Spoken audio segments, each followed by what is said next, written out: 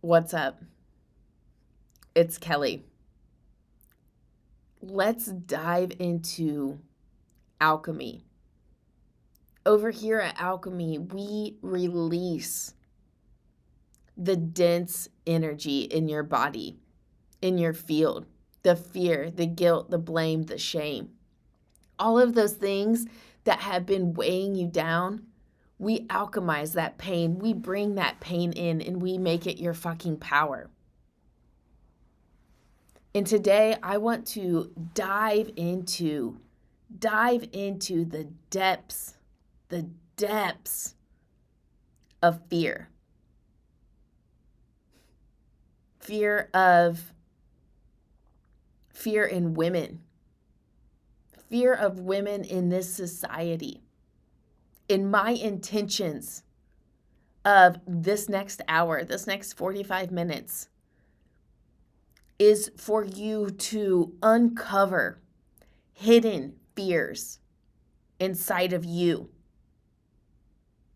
Hidden fears inside of you, and to bring them to the surface, to see them for what they are,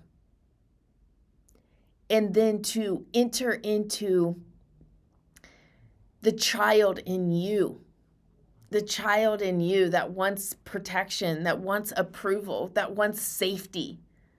And to take that seed, to take those seeds and to alchemize that fear into your power. To alchemize fear and pain into your purpose, into your pleasure, and into your power. And the more you do this work, the more you alchemize the pain, the patterns, the programming that has been installed in you to keep you safe, to keep you comfortable, and not just you comfortable, but the people around you. That's what programming is. We've been installed belief systems, programs, stories about ourselves that really were never about us, but they were about the people that were raising us.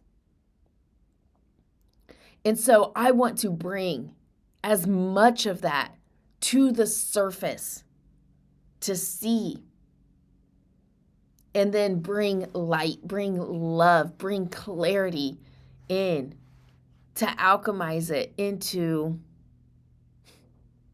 your full potential, your full life, to alchemize it into life force energy. The more life force energy that you have access to, the more alive you feel. And that is why that's why we're here. That's what life is about, is to feel fully fucking alive. And we're going to light that up inside of you in this activation. So I think the first thing I want to do is to go into the angle of what fear is and how it shows up in the body. And for you to understand the underlying mechanisms of the nervous system and how it's playing out and how it's creating circumstances and patterns that don't serve you any longer. So let's dive into that first. Is to start with talking about the mind. You know, these headphones, they were created through the mind. Life is created through the mind. Every thought, every feeling, everything that's going on in our minds is a prerequisite to what we are going to experience in this lifetime. Our thoughts create our emotions, and our emotions precede action. And what we do and who we be in this world ends up creating the life that we have. And in order to live a fully thriving, fully alive fucking life, you got to go into the underworld. You got to go into the depths of who you are. But more importantly, who you're not, who you've been told to be, who you've been programmed to think you are. That shit has to die so you can come and be fully fucking alive. And that's my intentions at Alchemy, is to continue to release all of that conditioning, to bring it up, to bring it through, but not just to see it, but to clear it so you can see a different view of yourself. Because who you think you are is the only thing that fucking matters.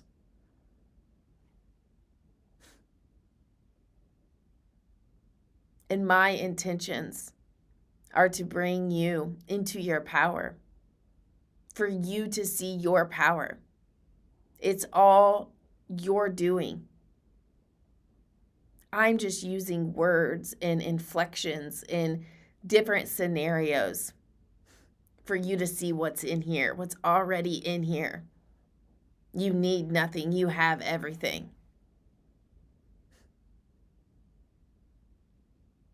And every time we interact, every time we connect, we activate more of who you are. We let go of the shit that isn't you. And we come into this deep truth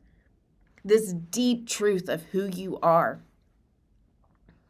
Because more than likely, who you're being isn't who you are. It's a mask. It's a mask that you're wearing to protect parts of you that you don't want people to see. Parts of you that have been deemed wrong. Your insecurities.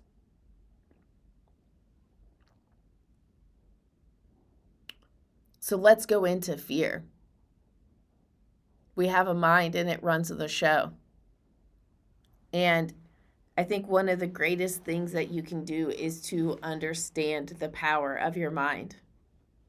The power of your mind. And mind has one job, and it's to keep you safe. It has your survival in mind always. So you have your conscious, creative mind. And then you have your subconscious mind, where 95% of what you do and what you don't do, that's where that comes from. That's where your automatic behaviors come from, is your subconscious mind. It runs 95% of the show. But most of the subconscious mind has been programmed and installed these beliefs when we were growing up. And although we consciously want to create a new reality, we consciously want to change, it's this conflict between consciously wanting this desire that's on our minds to become something, to do something, to experience something, and then our subconscious mind that has our survival in mind, that has all of these programs that were installed into us growing up. And it's this conflict of wanting something, but these deep-rooted beliefs about what we think is possible. And this is the push and pull that we experience. It's the subconscious mind in this internal dialogue that sometimes we don't even know is going on, is what is running the show. It's always on the go. Our subconscious mind controls our breathing. It controls our heart rate. It controls our digestion. It never takes a break. It's here to keep us safe. It's here for our survival. And the mind is always absorbing its surroundings. It's calculating risk, it's identifying possibilities, and it's creating emotional responses within you to protect you. And this mechanism is great when our survival is in jeopardy. You know, if we are being chased, if we are being attacked by a predator and our life is at stake, it's a killer mechanism to have, because it is going to increase our heart rate. It's going to tighten our jaw to bring out these animalistic natures in us to protect us, to keep us safe. It's going to bring blood into the legs to get us to run faster and to fight harder. It's that stress response. And without it, like, we wouldn't be here, right? Without it, we would survive. But with it, it's also very hard if it's constantly running for us to thrive, for us to fully fucking live. It makes it damn hard. Because when the survival mechanism is turned on, our ability to heal, our ability to thrive, our ability to create goes down. Because all of our energy is put towards fighting.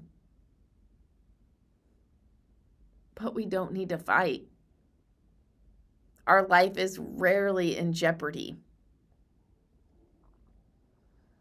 So this function of the mind, it was useful then. It's useful in very few occasions now. But most of the time, it's highly fucking dysfunctional.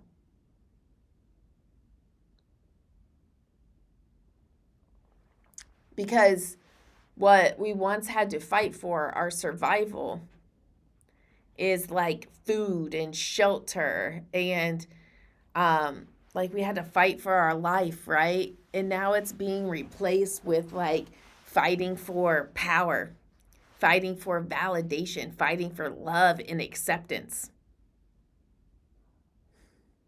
Because deep in our DNA, from our ancestors, from past lives, from all of that shit, we still have ingrained in our DNA that we have to be accepted by our tribe, or we won't survive.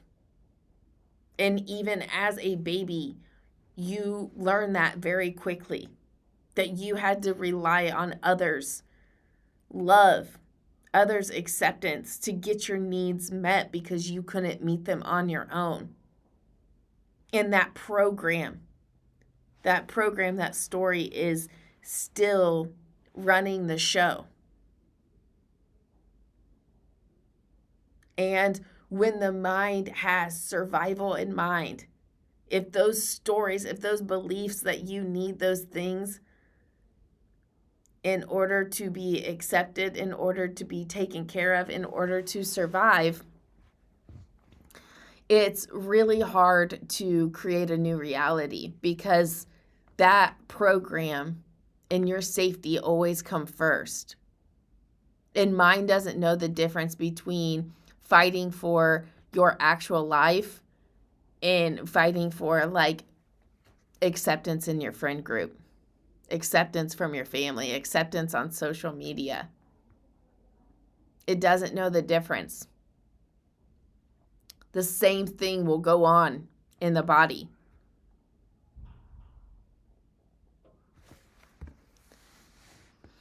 And we're in a place in society where we don't need those things to survive. And logically, like, we can see that, right? Like, we can see, like, I don't really need those things in order to survive. But it's in our nervous system, it's in our cells, and it's still that fear of not surviving, that fear of extinction, that fear of being abandoned still plays out in our daily space if it's not cleared. So as much as you want to say something, you want to do something, like this story is on autopilot and it always takes over. The fear overrides the desire. And it creates conflict, it creates chaos in our life. So the very fear of needing to survive and needing to be accepted, it comes at the expense of our deepest fucking desires. We hide who we really are. We hide what we really want. We hide what we really want to say and who we really want to show up as because of this deep-rooted fear, and it kills our biggest and deepest desires and our biggest and deepest dreams. It's this push and pull between our mind focusing on what we want, or our mind focusing on what we need to survive, and our heart having this yearning to thrive. The mind's looking to survive, the heart wants to thrive, and it's this push, it's this pull, it's this conflict that gets us stuck every fucking time. It's this fear of not being enough. This fear of being too much, too loud, too messy. This fear of rejection. This fear of disappointing others, of hurting people at the expense of being ourselves. The fear of being not relevant. The fear of security. The fear of failure, the fear of extinction. That if I don't have these things, if I don't have validation, if I don't have this love externally, if I don't have those things, who would I be? And it determines what we do and what we don't do on a day-to-day, minute-by-minute, breath-by-breath basis. It's in every cell of our being.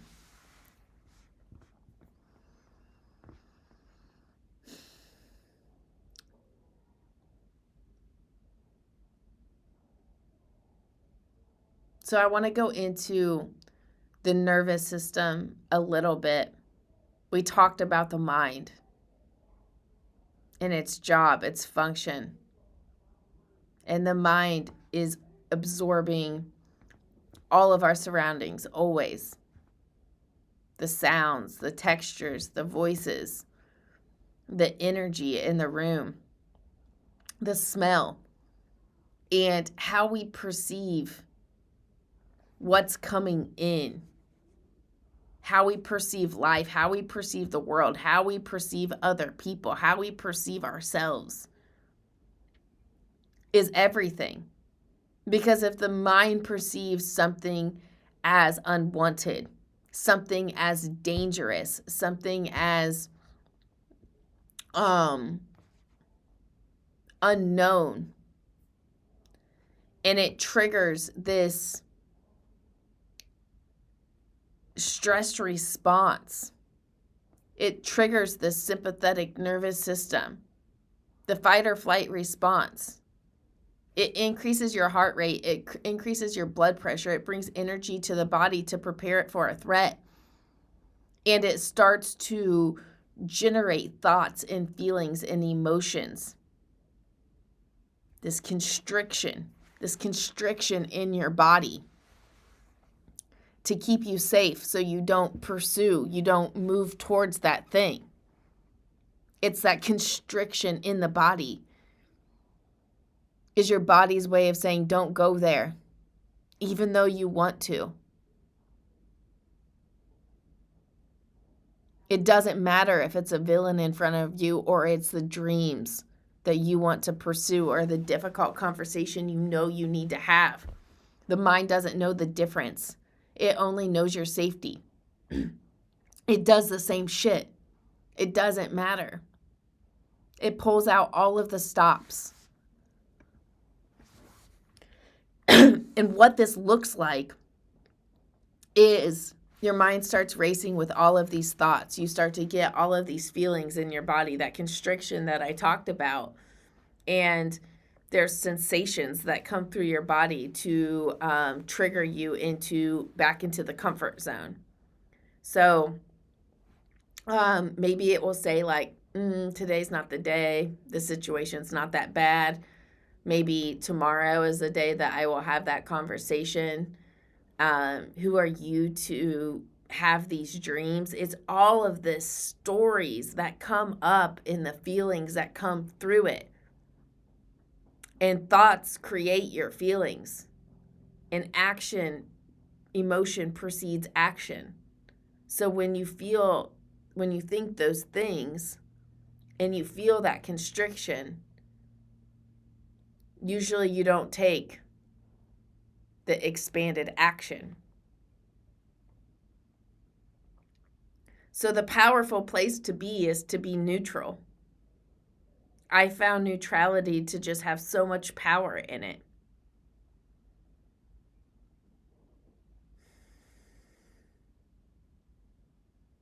To perceive everything as just kind of cause and effect. Not right or wrong, not good or bad. It just is. And so that's really the intent of my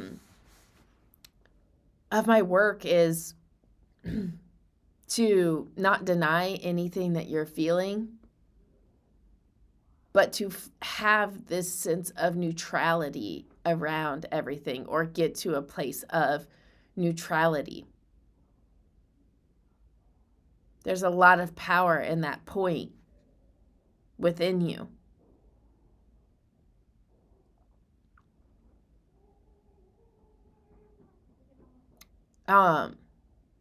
And I want to talk about women's bodies in society and the stress.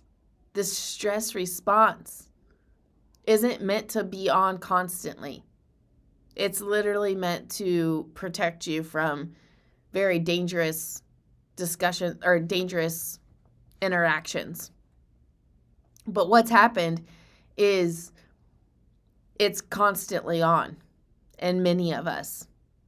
It's running on autopilot all day, because we're living in this world where we're working in jobs, we're in situations that we don't feel safe in.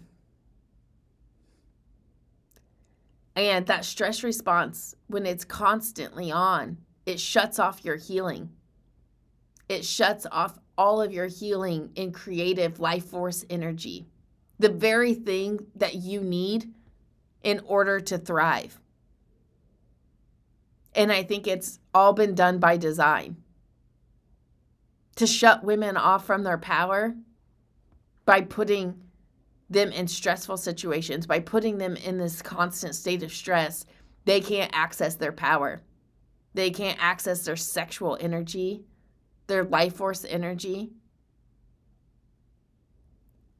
And then there's this sense of lack that gets created within us.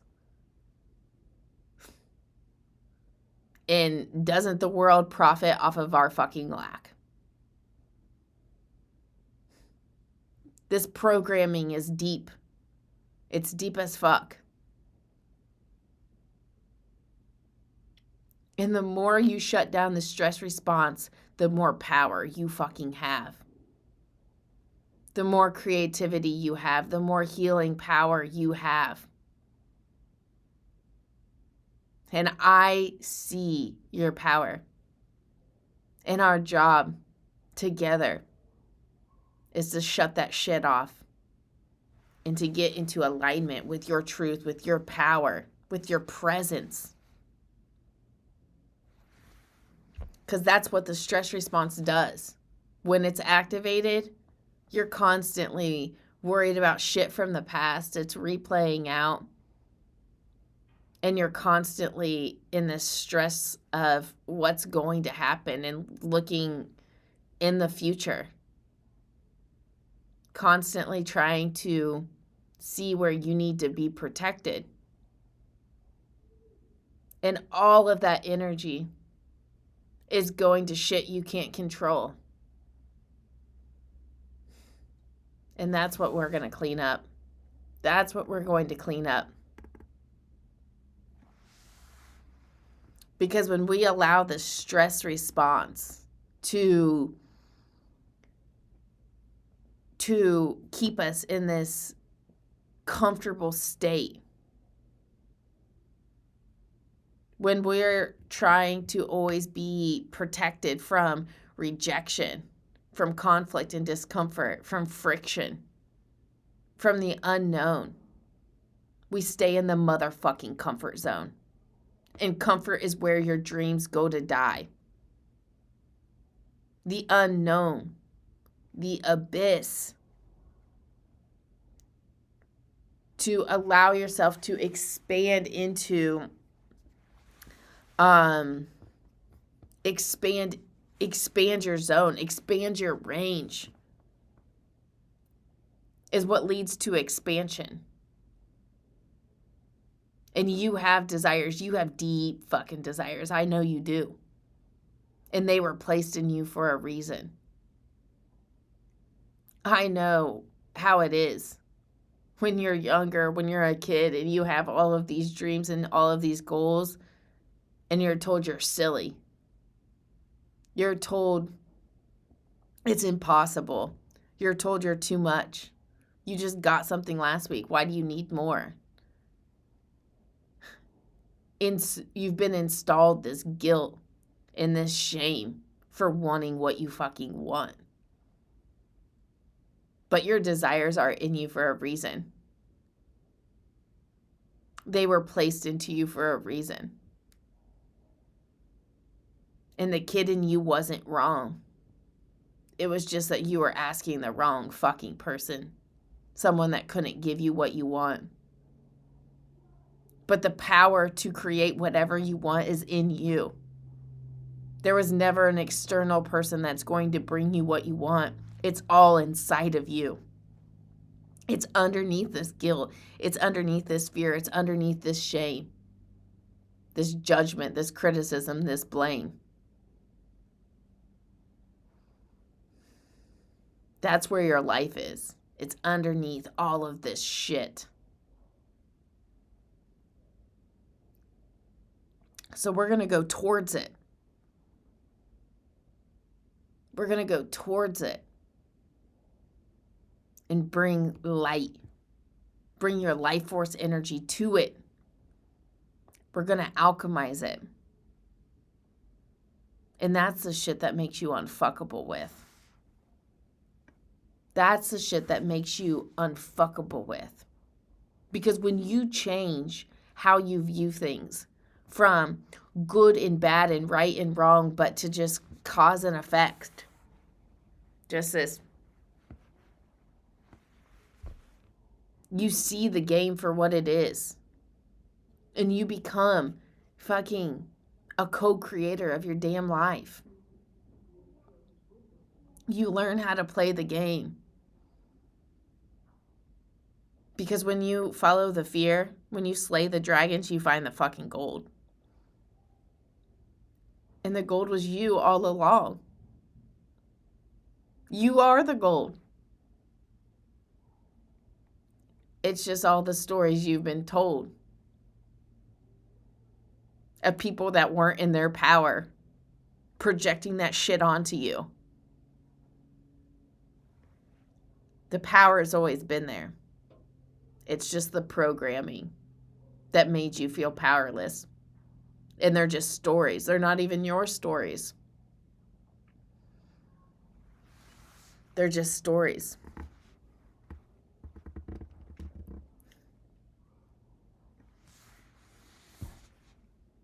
So these stories, this programming, I want to dive into some of the most rampant programming, this common programming of the modern day woman. And I'm going to talk through some different archetypes, some faces of fear.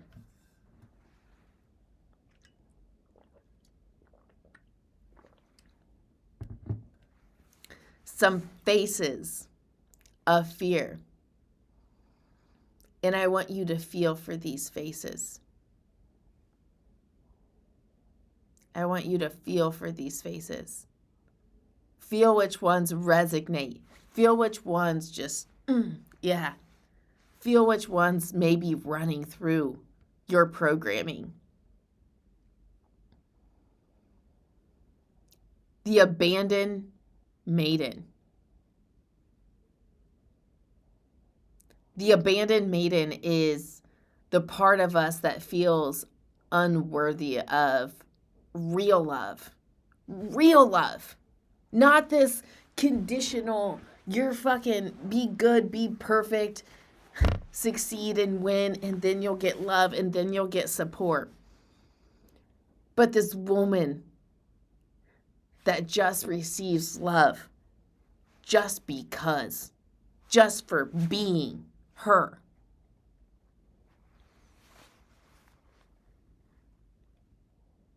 But this part of us feels unworthy of that.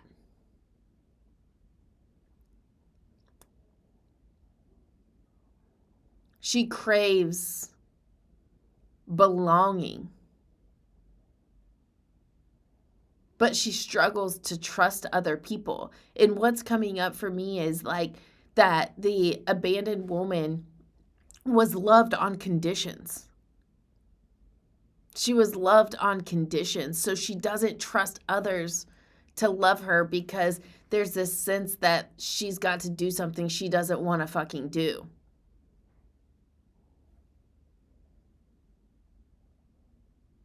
She has to meet conditions in order to get love, and it's just not something, it's a condition that just doesn't feel in resonance with her. She believes that her worth is tied to extrinsic things.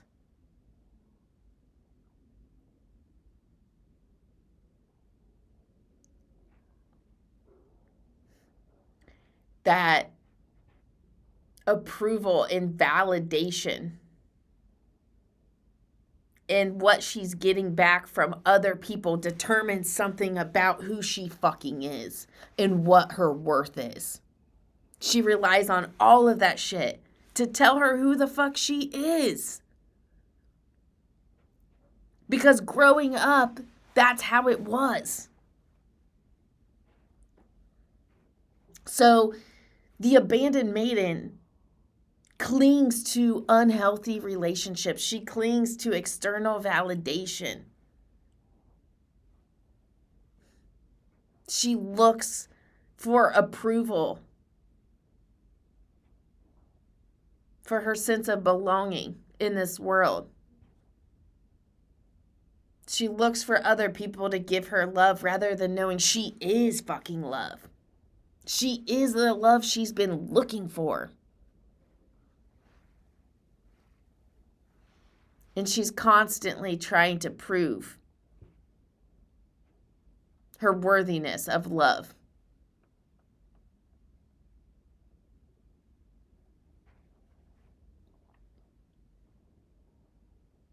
Because she fears if she doesn't do those things, if she isn't that person. You know, growing up, we have this range of who we were allowed to be for mommy and daddy to like us, right? So she's still operating in this range. Because if she goes outside of that range, she may be abandoned. She may be left alone. And that's not a game that she wants to play. So she just plays in that range that's safe.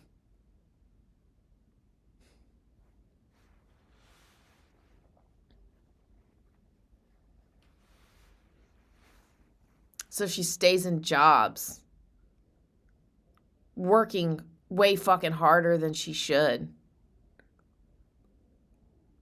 She stays in relationships, over giving for fucking breadcrumbs. All because she's afraid of being left alone.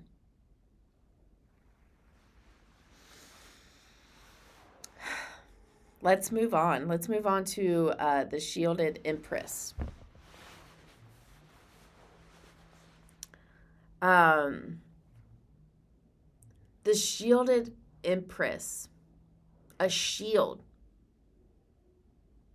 This woman, this part of a woman, she's built walls around her heart to avoid pain.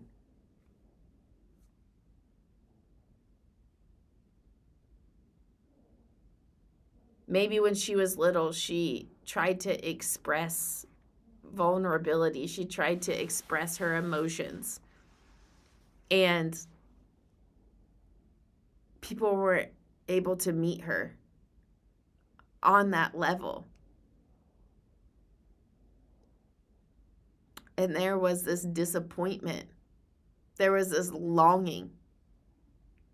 And so she put walls around her heart to avoid pain.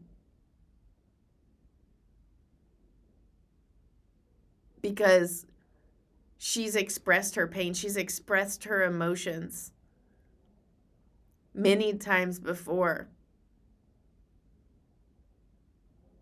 And wasn't met at that place. So just put walls up.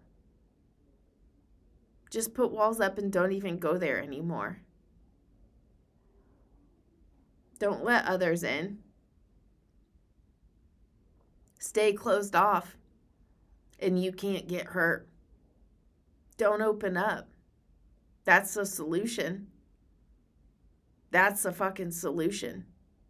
If you open up, you're going to get hurt, so just shield yourself fucking off.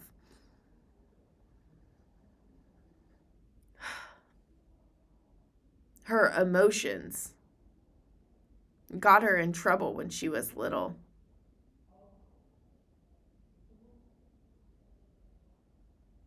So she suppresses the fuck out of them. She detaches from them to protect herself. It's this shield. It's this shield she puts up.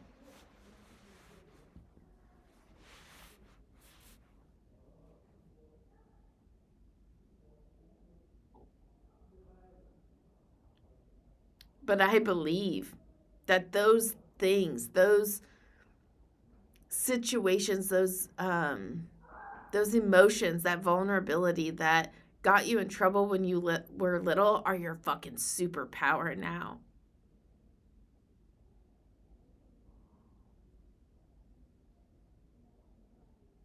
They were never wrong. They were never wrong. It was just that who was receiving them, who was witnessing them, weren't holding their own emotions.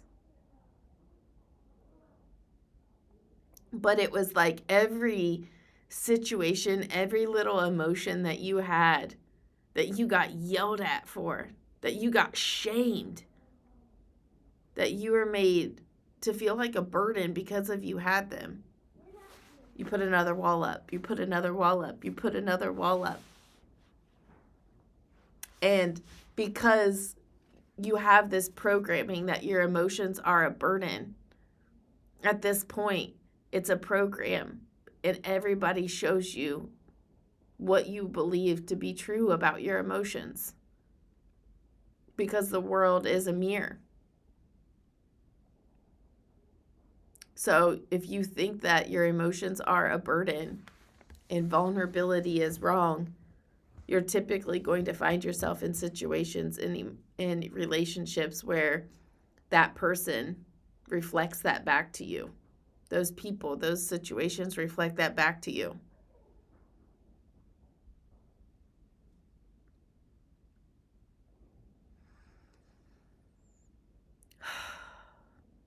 the wild woman.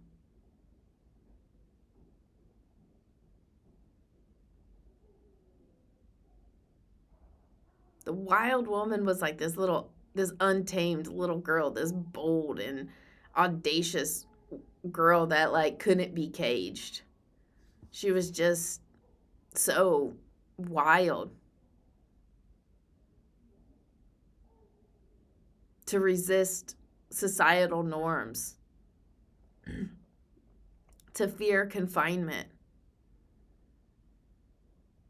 She has this fear of like commitment or rejection or structure.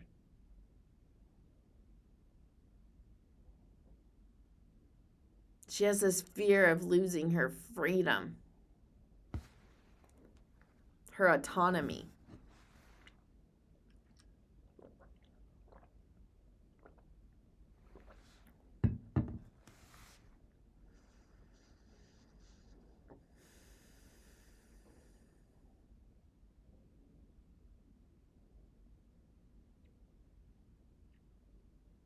What about the masked priestess? The mask. She has so many of them. She has the loyal, the good one, the sweetheart, the convenient, whatever it may be. She just puts different masks on. Whatever's going to keep her safe, she puts that mask on. But she hides her true self. She fears judgment or that she's not enough. She seeks external approval, but also deep down longs to be seen for her authentic light. But as a little girl, that authentic light wasn't necessarily what got her the pat on the ass that she wanted. So she wore the mask that did, until those masks became part of her face, part of her personality.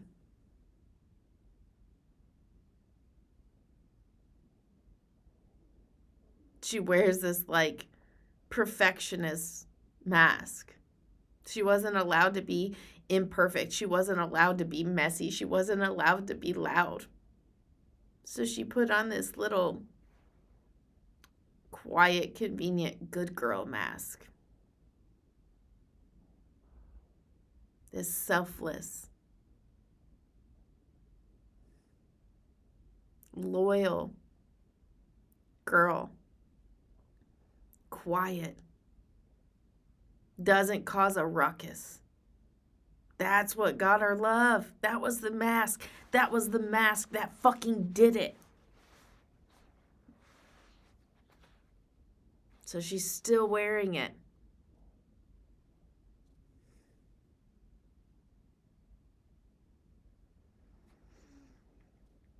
She probably has like people pleasing out the ass. Saying yes to things she doesn't want to say yes to, while saying no to herself. A sense of perfectionism.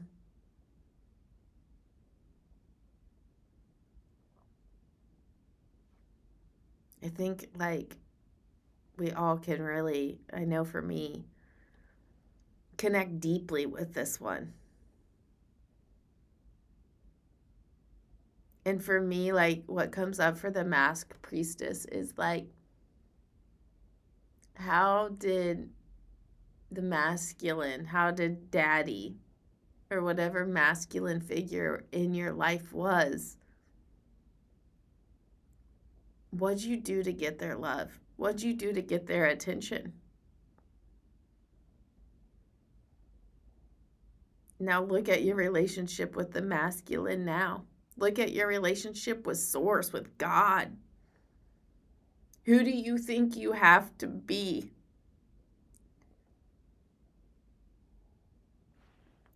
to be loved.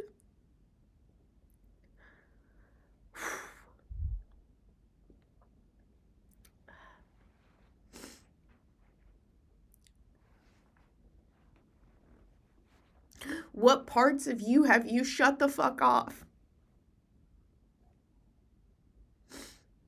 Because it didn't give you love when you were little. But now it's just creating a division within yourself. Oh, yeah.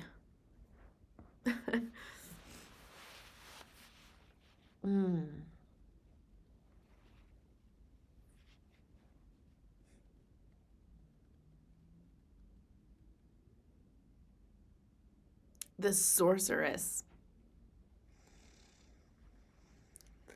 The sorceress knows that she holds like this fucking flame inside of her. She holds this fucking fire. She holds this immense creative sexual power. She knows it. It's like in her closet though. Because she's scared that she's going to misuse her power. She's scared that she's going to be punished for it. Her loudness, her boldness, her revolting at school, or revolting against the rules, or revolting against like wanting justice as like this teenager, wanting to just do whatever she wants as a little kid. That power got her in trouble. She got punished for it. My mouth always got me in trouble. And somewhere along the line, when I became an adult, I suppressed that part of me.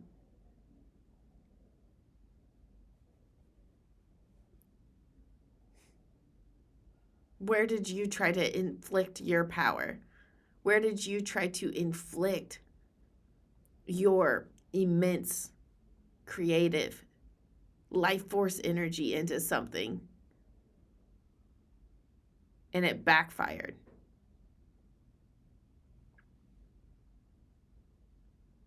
Where do you feel like your power, if you stepped fully into your fucking power, your full aliveness, and you moved it through your body and you expressed it out into this world, your full power, what harm do you think would be caused to you? What harm do you think you'd cause to other people? What harm would be caused to your babies? For me, my witch wound, bringing out my full power, there was this deep fucking fear that something would happen to my baby. To my baby. Because my power, I believed, was wrong.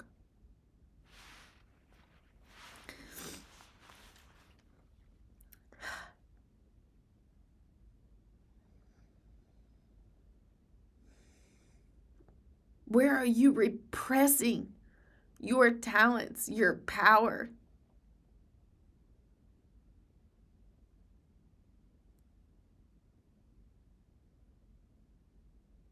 And not judging your power. I think that's something too. You know, we all have this power inside of us. We all have this gift from God that we're meant to bring out into this world. But where do we feel that we're going to misuse it?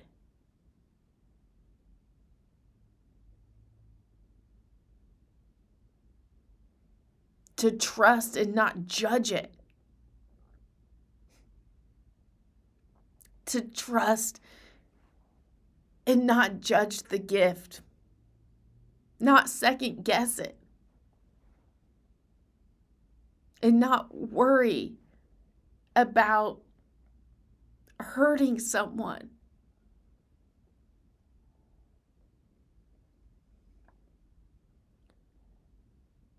Because when you use your power, people will project all of their insecurities onto you. You will trigger people. But sometimes I think that we mistaken triggering people for misusing our power. But to know your power, to know your intention so fucking deeply, and to let it fly. Let it fucking fly, baby. You have so much fucking power inside of you. How do you think it would hurt you? How do you think it would hurt other people? How do you think it would hurt your babies?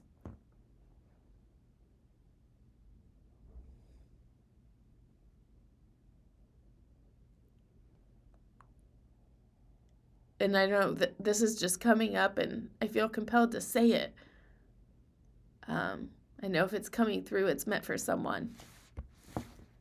But I think that this archetype, this face of fear of the sorceress, can really do something to women that are single, to moms that are single.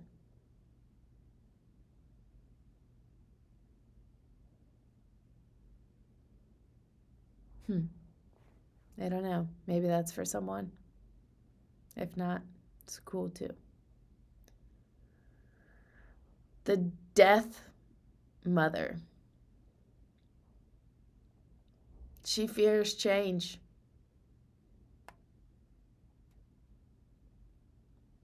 She fears the unknown. She clings to what is safe, what is comfortable. She holds on to the past. She grips onto it for dear fucking life.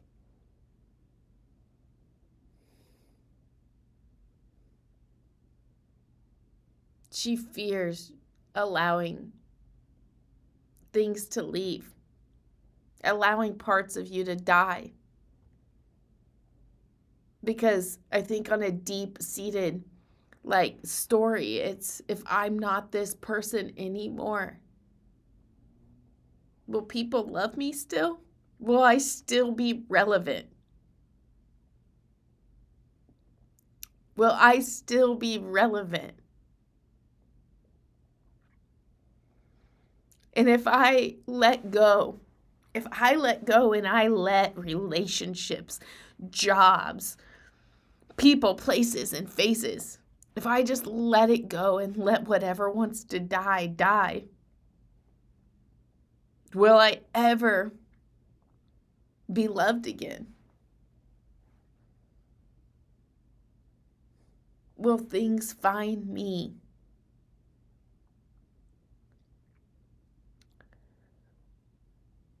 I watched my mom die. I watched my mom die. And to watch someone fight it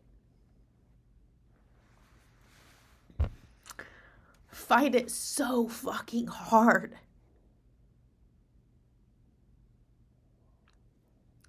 Because she was scared. She was scared at the unknown. She was scared to let go. And it ended up being one of the most amazing things to witness.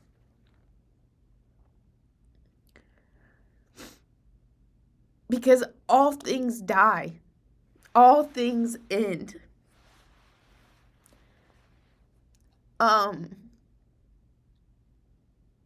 And it doesn't matter how hard you grasp.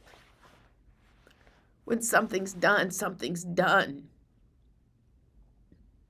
But the death mother is afraid of that cycle.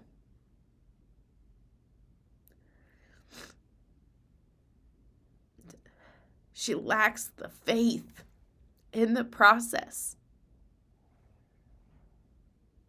on the death and the darkness. She lacks the faith that the light is on the other side. To surrender to that knowing. Yeah. Oh. The veiled oracle. The veiled oracle. Oh, she fears being seen and judged.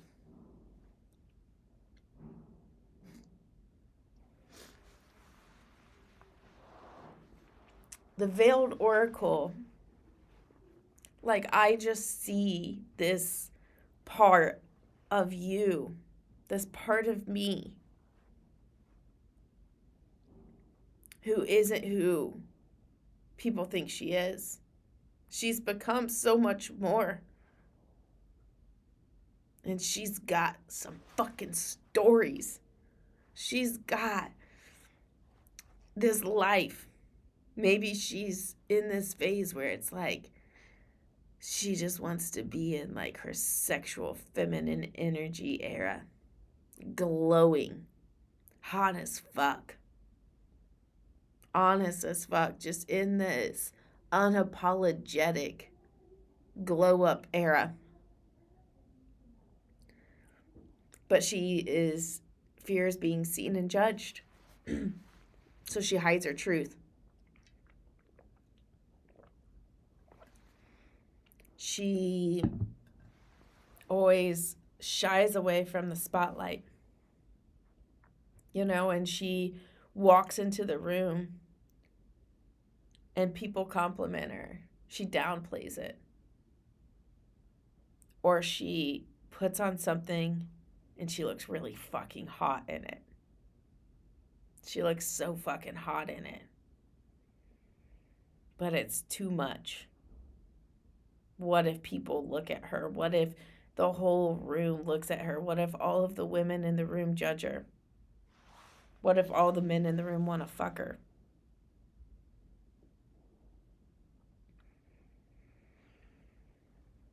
So she silences herself. She puts a jacket on over the top of what was a super sexy outfit.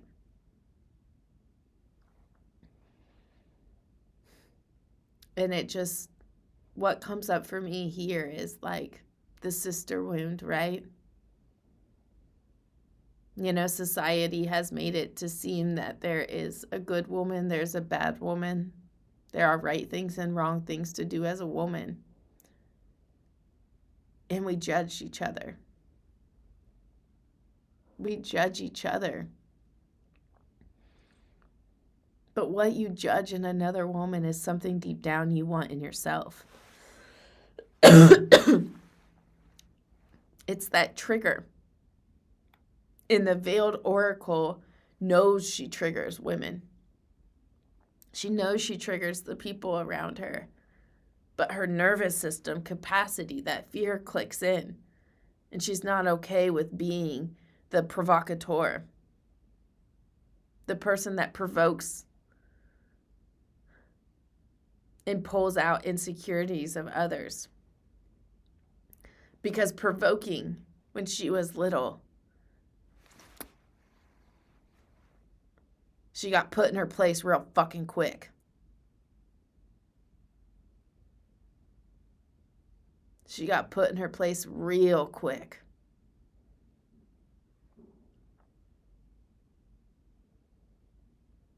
And in school, if you were provocative, if you were the one that stood out, you raised your hand too much, you spoke up too much, you likely experienced rejection.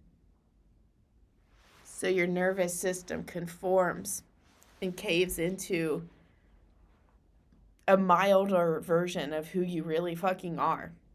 So people can swallow you a little bit more. Just give a bite-sized piece of who you really are to keep them comfortable.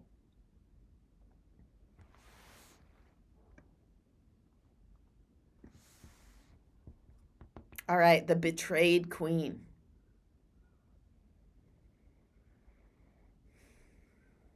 She fears being betrayed by the loved ones, betrayed by her intuition. If I follow my heart, will I get hurt? A deep fear of being betrayed, a deep fear of being hurt again. So she walks around with this distrust in her body, second guessing people's intentions, second guessing her desires, her intuition.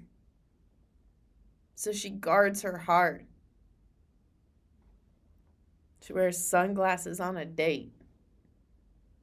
Don't look me in the eyes. Don't get too close. You know, for me, the betrayed queen kind of shows up as this woman that's like, I've got it all. I've got it all covered. I've got all the shit covered. I don't need you. She comes into situations as a hyper independent woman.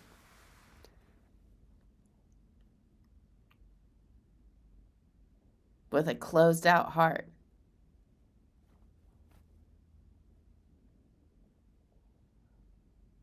She fears deception. She fears that people have it out to hurt her, to harm her.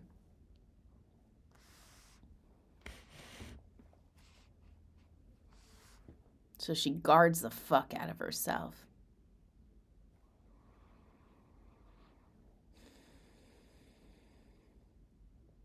Because she can't trust. She can't fully be in lust. I know lust has a bad word, but for me, lust is like just going all in on the fucking date, going all in on the situationship and just letting it have its way with you. Break me fucking open if that's what needs to happen, rather than this half-heartedness in this like overprotective discernment. And that might be terrible advice. I don't know, but it's just something that I have played around with. Fuck being scared to being hurt.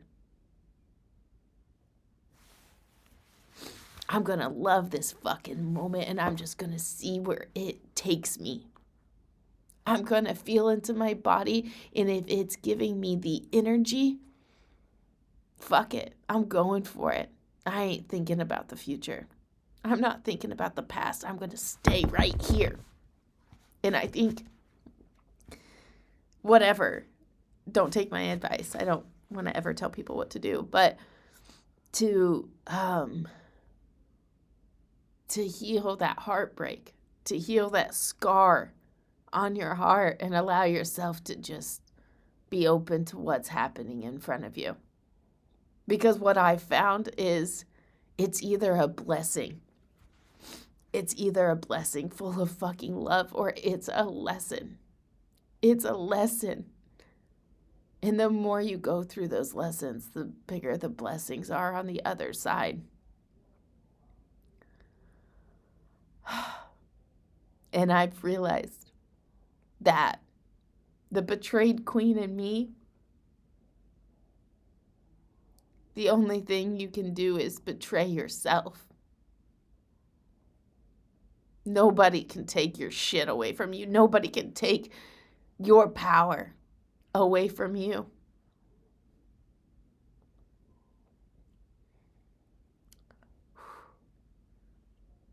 The solitary sage.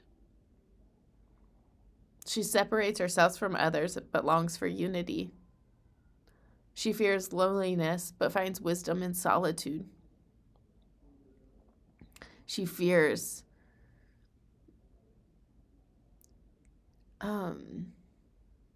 she avoids like community. She withdraws, like she fears isolation and disconnection, but I feel like she knows that there's so much wisdom in solitude.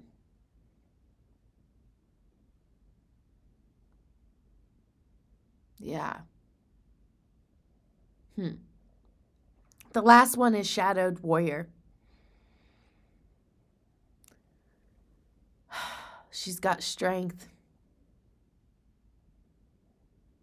but she fears hurting others or losing control. She suppresses her potential. She self-sabotages her potential at times. Because if she steps into her full power, if she steps into full alignment, if she steps into her full spiritual gifts, her full power, her full truth, her full fucking voice,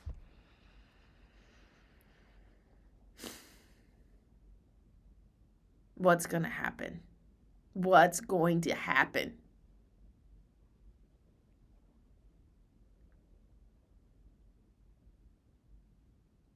She's a fearless fucking leader. When she moves through this fear,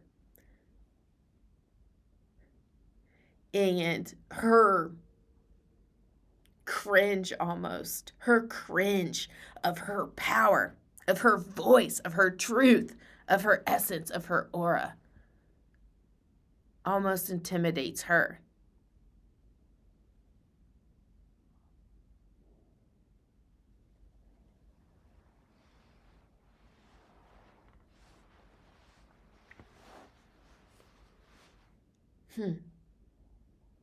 So here's the faces of fear that I know have run so deep into my process of coming into my power, my process of shadow work and underworld alchemy to bring this shit out. Like, this is what came out of me. All of these, every single one of them. And I thought I had cleared them, right? Then I start to do this work and I start to say it, and it's like, damn, it's still fucking there. There's always more clearing, deeper truth, a deeper essence of who you are. There are layers and layers of power underneath you. So I want to end this session with an activation. This is way longer than I thought it was going to be, but it's what God wanted from me. So if you're still here, thank you. But I want you to feel into those faces. Go ahead. Feel into those faces. And as you feel into those faces, I want you to just close your eyes. Close your eyes. And I want you to just focus on the breath.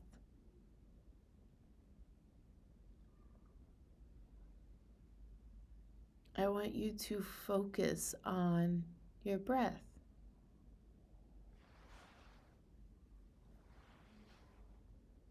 And as you become conscious of your breath,